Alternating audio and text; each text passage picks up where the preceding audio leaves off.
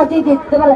আমার মনে হচ্ছে ছুঁয়ে আমার দরকার আছে গোলকিপারে দেওয়ার, ওরা আমার গোলকিপারে দেওয়ার কারণে বিপক্ষ দল গোলটা নিতে পারছে।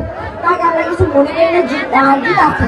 তারপরে যে সময়টুকু ছিল সেটার ভিতরে আমাদের দুইটা প্ল্যান্টের সাজাতে আমাদেরকে একটা দেওয়া হয়নি, তাই আমরা মনে করছি এটা সঠিক বিচারক হয়নি আমাদের সাথে।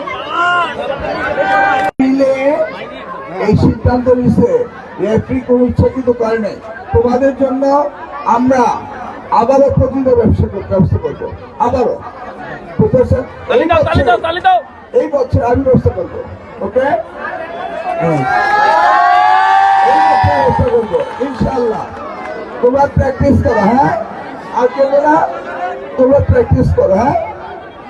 ওকে, এনিওয়ে, এই সরকার শিক্ষাকে সবচেয়ে বেশি গুরুত্ব দিয়েছে এবং খেলাধুলাকে আনন্দময় করার সেই বিষয়ে আমরা গুরুত্ব দিচ্ছি।